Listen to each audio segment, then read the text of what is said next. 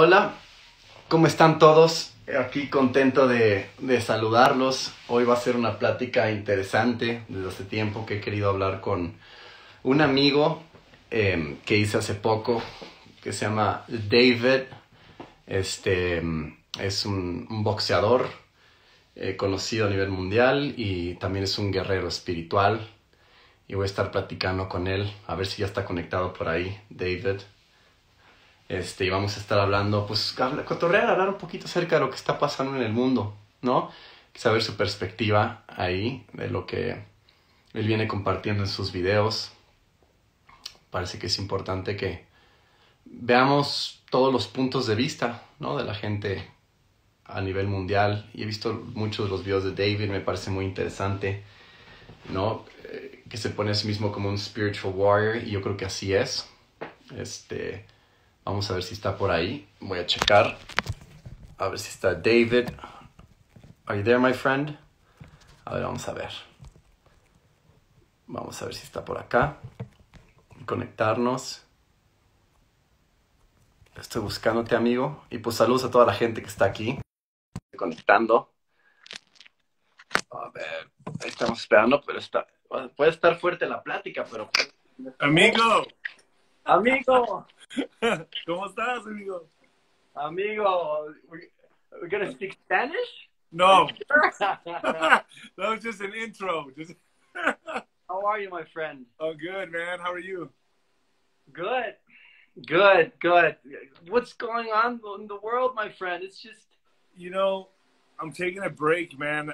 That's why I'm glad to jump on an interview with you, man. I had a lot of in-depth, serious interviews that I'm done with it. I'm ready to move into a different direction. More, I'm trying to shake all that heaviness off me, and move into a lighter direction. You know, and that's where I'm going.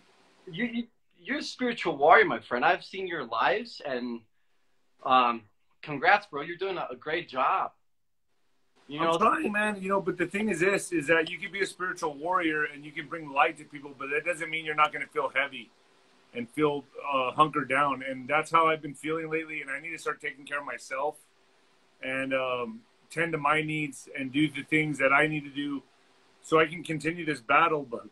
But honestly, I really need to shake off all the gunk, and because I was diving really deep into some sludge, and I need to come out and go into a more positive direction. Yeah, I saw your live with Cyrus. Yes, Cyrus Parsa, yeah. Bro. Amazing, man. That guy, it sounded to me like when he was talking, like he was speaking, he was talking quantum physics in Chinese. Like, that guy's so deep, man. I honestly couldn't, you know, a lot of the stuff that he was talking about was so, I would like to say, advanced for a lot of people, that I tried to reel him in and try to keep it surface level, or try to keep it to where people can understand it or comprehend it. And that's hard to do with that guy, because he goes really far out there.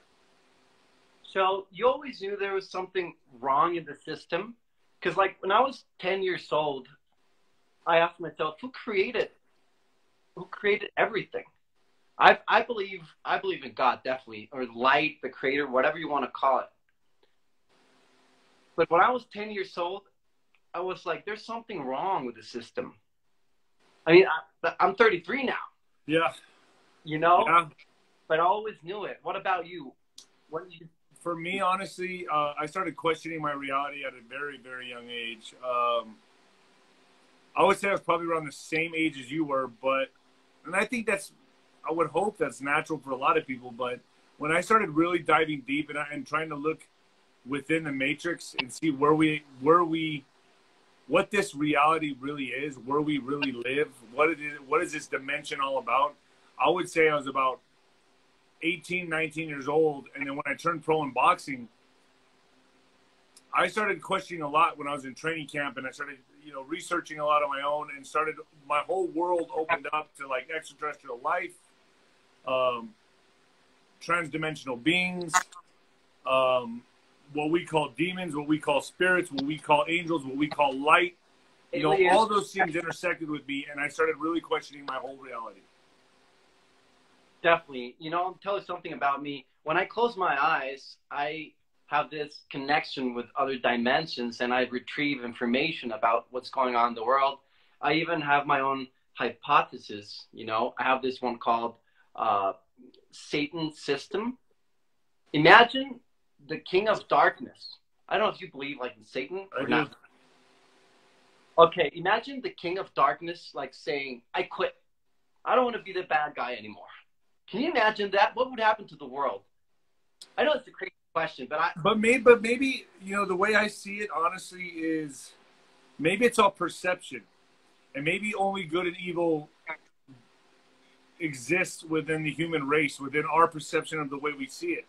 I think without you cannot have darkness without light. You cannot have light without darkness, right? yeah, So both things, it's a polar opposite. You gotta have yin and yang. They are married to each other. They're one and the same. yeah, So for us and on the way we perceive it, you know, like I'm just gonna, well, we can go pretty deep in this show, right? yeah. Okay. So Yeah. let's go and let's just jump off into the deep end and say that okay, there are let's just say that there are reptilians that exist on this planet that have a different agenda than the human beings. Well, what's right to us is obviously wrong to them, and vice versa. They have a different agenda. They have a reptilian mind. We have a mammalian mind. So love, passion, and familial gatherings and family are important to the mammal mind. To the reptilian, it's a much different objective and an agenda. But that doesn't mean it's wrong. It just means it's right to that species. You get what I'm saying? You see where I'm going with this? And to us, our species, we see everything our way, our own direction, our own agenda is completely different than what it would be with what a reptilian does. You're familiar with the reptilian race and all that, and they represent evil, they represent bad, they represent demonic demons. But to them, it's a way of life. To them, that's right. To us, so it's not that there's evil and good. Maybe it's just perception on how we see it as our species, how they see it as their species, as they see it as their species. Does that make sense? Yeah. And then, here's the question: what is evil? You know, I think it's whatever is how us humans see it. Evil is whatever causes pain or affects us as a species that we deem as wrong to us consciously, right? So, you know when we hurt people, we have a bad feeling inside. We know that hurts. We know that doesn't feel right. You know, when I do something bad to somebody, I'm like, man, I feel really guilty afterwards. We do, not everyone, but yeah. Yeah, that's what I'm saying. Not everyone does. Some people don't have a conscience. Some people don't even look at that. But I'm just saying, like, I think evil could be played off in many different ways to where it could really be all perception for others. You know what I mean? Like what I think is bad to you might not be, and what you think is bad may not be bad to me. Does that make sense? it makes Although sense. I think there's a scale where we all would say, okay, this right here, you're teetering on it. That's why we have laws. You know, that's why there's rules and laws, because some people, their ethic code, their moral code is way different than someone else's. Like what I think is bad, another person might think that's not a problem. You know what I'm saying? Yeah. Depending on how someone's raised. I was raised with a family. I have a mom and dad. I think I have a certain ethic fiber, a certain moral code. There's people that weren't raised with a mom and dad. Maybe they were raised on the streets, foster homes, and they have a different moral code, a different ethic fiber. Does that make sense? It makes sense. Yeah, I believe. Yeah, definitely, I agree. I believe evil is maybe selfishness to a higher degree, because at the end of the day, evil is just selfishness. Yeah. Right. Right. I believe we have two big enemies. Fear. I mean, like talking about COVID and all this craziness. Fear and skepticism, because fear is the real enemy, right? Oh yeah. Yeah, that's the real enemy right there. Yeah. But you need fear to survive, though. If we didn't have fear, like every time I got in the ring, Christopher, I was scared out of my mind, and that's not a lie. Every time I entered the boxing ring, I had fear. Fear helped me win. That's what made me prepare for the fight. That's what, when I got in the ring, I was scared. You know, every moment of that fight, I'm fighting off fear. Once I lost my fear is when I lost. Once the fear went away is when I lost against Darnell Wilson and I lost against Oching, because I had no fear anymore. Fear kept me alive. So fear, I think, is the essence of survival. Definitely. And skepticism, on the other side, keeps people away from the truth. Don't you think so? Skepticism, I think it can bring people to the truth. You know, I mean, if you're a skeptic, that can make you investigate and look into things. You know, I've been a skeptic my whole life, but that's what brought me to the truth, because that made me dig deeper into certain issues and topics. So I asked myself, who do you think dropped the bomb? Because some people talk about like drain the swamp. That's one side. But then they talk about the vaccines. So what is it? You know what I'm saying? Dude, I think what we need to be worried about right now, not worried about, but what we should be looking out for right now is yeah, I definitely think this COVID issue is marching us towards the vaccine. And I think that whoever brings in this vaccine, whoever's watch it's on, I think we need to look out for it, because we're obviously being herded right into the vaccine, and you got to question that. Lights have to go off in your mind, like, what is this vaccine being used for? Why do we all have to take it? This disease, COVID, has a 0.002 death rate. And we already know the numbers are being hyped up. We already know that the hospitals are beefing up the numbers. Doctors are beefing up the numbers. Hospitals are getting paid for this shit. So there's an agenda here. It's just a matter of what's the agenda and why are we all going to have a mandatory vaccine? That's the question mark. Yeah, because here in Mexico City, politicians change their mind from one day to another. Don't you think they're buying time? They have to be. They have to be. Yeah, they have to be. I think we're in a war right now. You know, we are in a war with the globalist agenda and, you know, the nationalist agenda. Let's say, you know, Trump is trying to stop it at all different costs. But this agenda that's being pushed forth is, I believe, to get everyone tracked and everyone. You know, it's not going to be like the microchip like everyone thinks. I think it's nanotechnology, and I think it has to do with the 5G. I think it all goes together.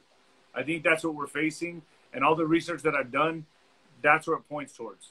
That's what this is all about. And it's they're using the mainstream media to brainwash people. They're using the politicians to enforce these unconstitutional laws to get everyone vaccinated. That's what the push is for. And if they can depopulate as many people beforehand, they will. That's crazy, man. That's what we're talking about, right? Billions and billions of lives. It's like a movie, dude.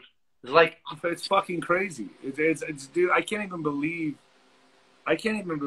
we're here in this existence right now dealing with this.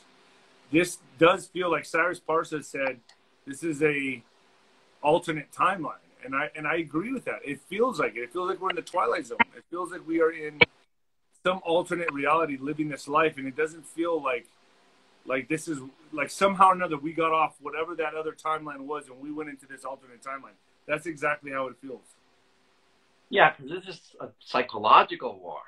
This is a third world war, man. Yeah. You know, don't you think there's going to be a revolution, like a big one? Maybe. I hope so.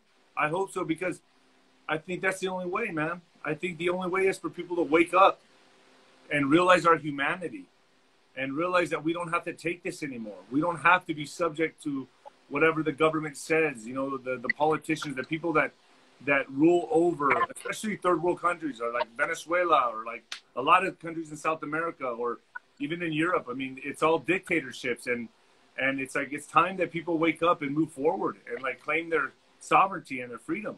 I really believe we're at that time now where this can happen. Have you read the Allegory of the Cave by Plato? No, but I've heard of him. No, but I've never read that, man. Okay. Someone actually recommended that book to me before. Oh, I need to read it. Because when I'm like, am I crazy? or am I on the right side? I mean, look, in the allegory of the cave, Plato distinguishes between people who mistake sensory knowledge for the truth and people who really do see the truth. It goes like this. The cave. Imagine a cave in which there are 3 prisoners.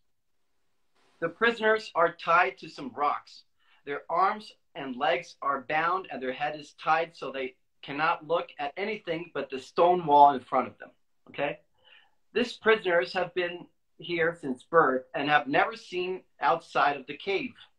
Behind the prisoners is a fire, and between them is a raised walkway. People outside the cave walk along this walkway carrying things on their head, including animals, plants, woods, and stone. So imagine that you are one of the prisoners.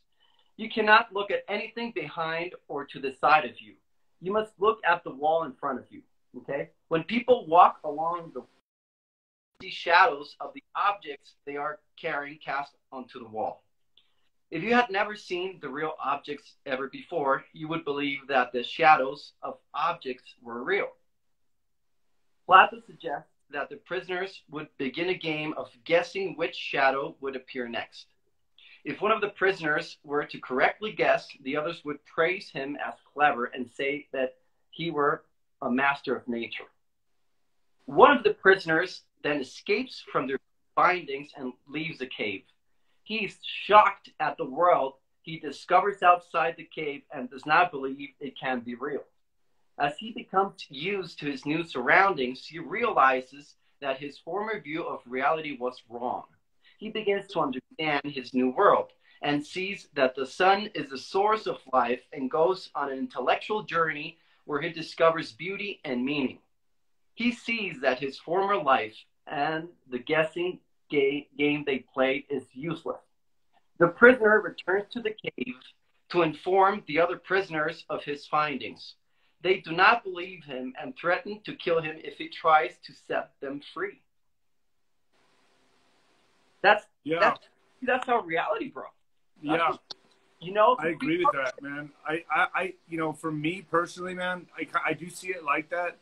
And I think TV contributes to a lot of that. The mainstream media keeping us in this slumber, in this coma, asleep, pushing this agenda that they're pushing, kind of hurting the sheep where they want them to go. But I look at reality a lot different. So that's number one. I don't listen to mainstream media. I don't follow the agenda. I don't watch Hollywood movies, none of that, right?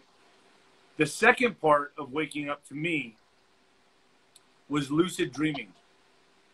So I was having a lot of lucid dreaming where I knew I was dreaming. When I first started the awakening, right, which was 20-something years ago, I started having dreams that I was leaving my body and going into other, it's crazy, going into other dimensions, going into other solar systems, whatever, man. I was always leaving my body in my sleep.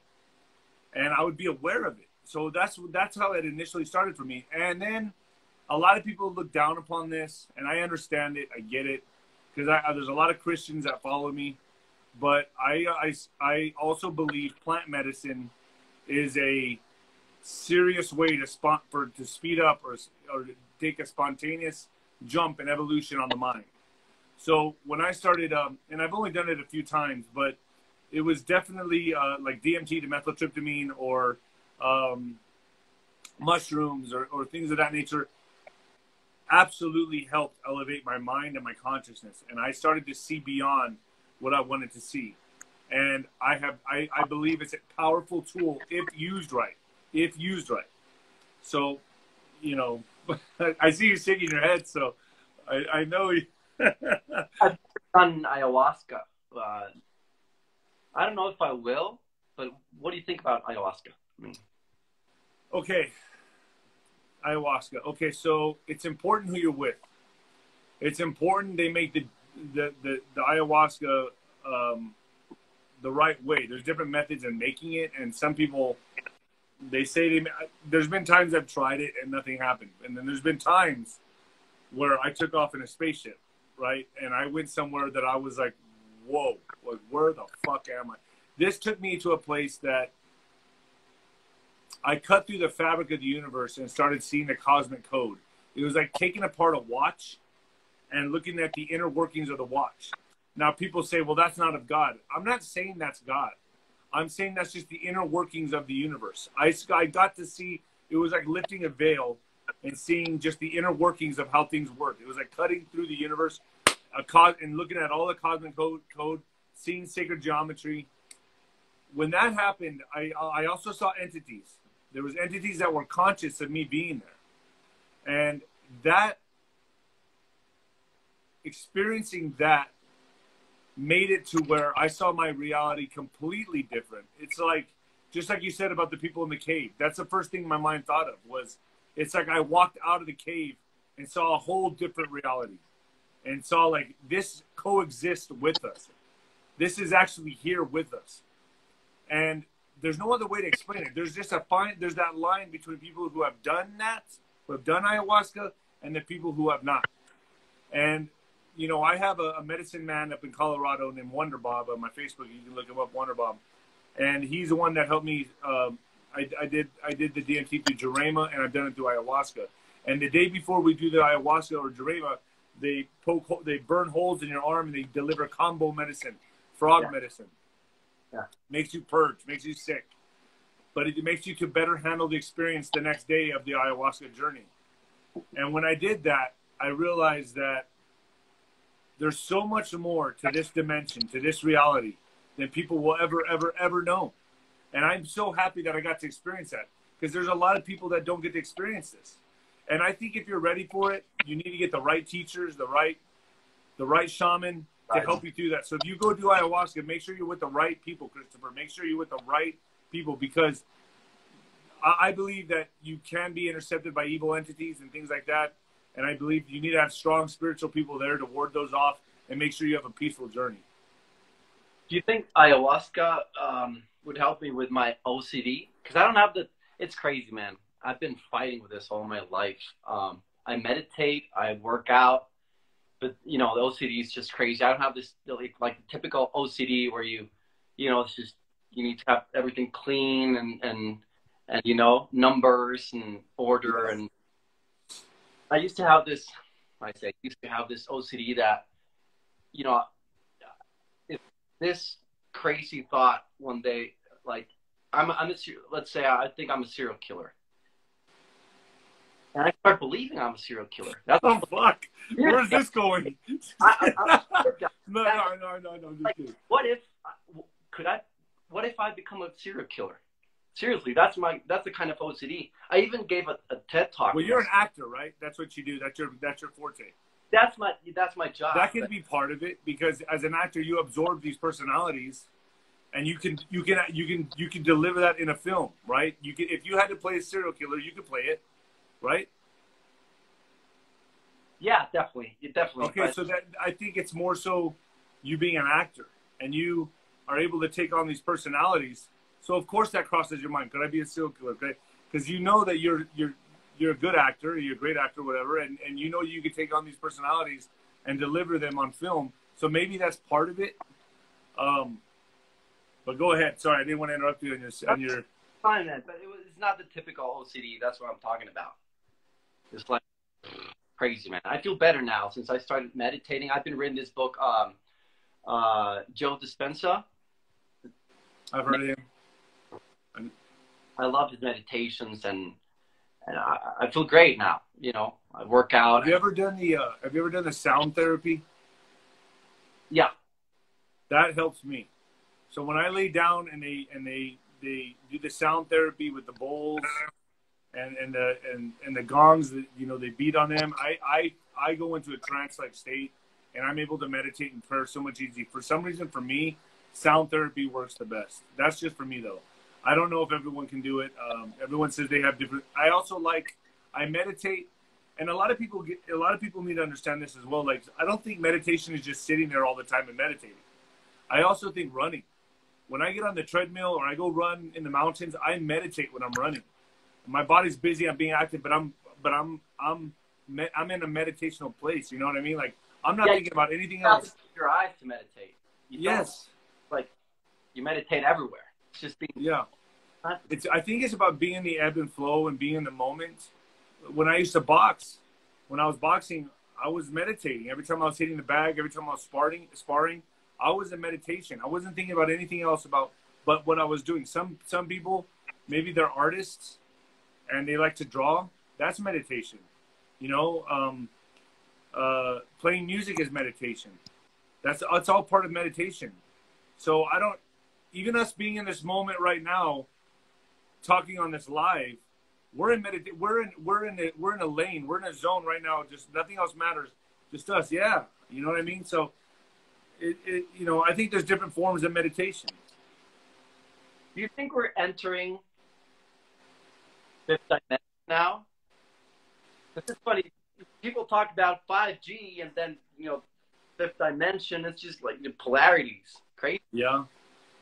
You know, how would I know that? I mean, they say that we're going to become light bodies. And I mean, as far as I know, I'm ready. Yeah. I mean, I would love to, but I think where we're at right now, we're in the process of the Great Awakening. And I think it's going to take I think we have to see a lot of ugly shit.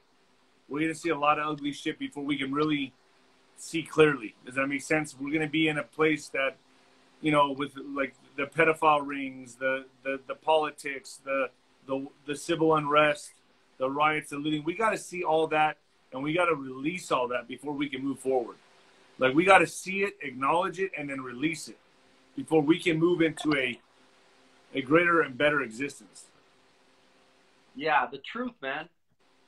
The truth is coming out.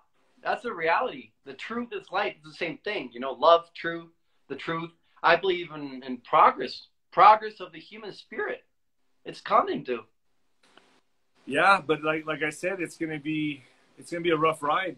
I mean, it's already been a rough ride, and I think we're all going through it. And I think I don't see it. You know, I don't see it just lasting till election time or 6 months. I think this is gonna be. Man, this could last years, 10 years, 20 years. I don't know, but this is going to be, I think humanity is going to go through some hardships. So what's going to happen with this new normal? That's the question. Dude, it's going to depend on what we can tolerate as human beings. I think that it's going to be a new system. You know, there's already talk, and it looks very likely that we're going into Nasara Jasara, which is a new money system. And with that will bring a different consciousness, because people will not, if this money system is everything they say it's going to be, people won't cheat, steal, and hurt each other for money anymore. It's going to be almost like a socialist system, except it'll be more of there'll be more plenty for everybody. In other words, it erases all credit card debt, erases all debt, mortgages, all those things will be gone, basically, from what I'm understanding. The Treasury is absorbing the Federal Reserve, and there won't be income tax. There won't be any IRS. There'll just be a new tax on items you buy that are, I believe, essential. New items that are essential will be like a 14% tax, something along those lines. I could be corrected. I'm not 100% sure on it. People need to look into it. But with that new money system, will bring a new consciousness, because people won't have to lie, cheat, and steal to make money. It'll be a lot easier, the system, you know, especially when you're not being taxed to death. What do you think about Elon Musk? You see, one of the good guys. I like Elon Musk. I used to like him. I don't know what to think. I'm right there in the same boat as you. I don't know what to think either. I mean, he's confusing. I like a lot of the humanitarian things he does, but dude, what side is he on? I don't know. Like, you know, I just, the jury's out with him with me, dude. I don't know. I just, when someone has that much money and they're an elitist like he is, there's someone's always compromised. You know, you have, in order to get to that level, you have to cheat. Most people, to get to that level, you got to screw people over. You got to be a businessman. You got to, you know, or you get compromised. So I don't know. I don't mind. The jury's out with Elon Musk. I mean, they're making him out to be this like savior, scientist, brainiac, but I don't know, dude. I don't know. I can't put my finger on him. I'm in the same boat as you with him. Oh, Bill. Well, God bless you, my friend. It was really nice talking to you, my friend. Dude, it's a pleasure, bro. Everything This is a long time coming. Everything will be okay. It's a fact. I can feel it. I think we're on our way, bro. And listen, man, you know, let's do this again sometime. I love talking to you. Crystal was the one that introduced us, so that's awesome. Where are you in Mexico right now? What's that? Where are you in Mexico right now? Mexico City. Mexico City. All right, cool. Yeah, that's where my family's from. A lot of my family's from Mexico City, so. That's great, man. You miss boxing? No. Well, actually, I do. I miss the competition. I miss the spirituality of it. And what I mean by that, I felt really connected when I was boxing. But I don't miss the hard work because now that I'm getting older, I'm 42, bro. I look back on that work and I'm like, man, I ain't doing that again. I've had back surgery. I've had all kinds of injuries. I'm a beat up truck, dude. Like, I look back on that stuff and I'm like, how did I do that? I was obsessed. And by the way, I have OCD, just like you do. I have the same thing, but that's what made me such a good boxer. I was obsessed over everything I do. But yeah, I miss it, but I don't miss the torture, the anxiety, having to fight another guy all the time. People don't understand how strenuous that really is. Having to always fight is not a natural life. It's a hard life, and it's brutal, and it's grueling, and it's not for everybody. And it definitely, it wasn't until I was done boxing that I look back and I think, man, it wasn't for me either. I'm glad I'm out of it. Oh, that's great, my friend. Well, very nice talking to you, David. Good talking to you, Christopher. You're a wise man, my friend. Congratulations. You are too, bro. You're way ahead of your time, your age. You're what, 30? 33, yes. Yeah, that's a good age, man. I remember that was my peak in boxing, 33. 33, I started going like, I was undefeated up until about 35. And then 35 was when, that's when I hit my peak and that was it. No mas. I have plenty of time. Well, thanks, Chris. I appreciate it, man. Thanks for having me on here.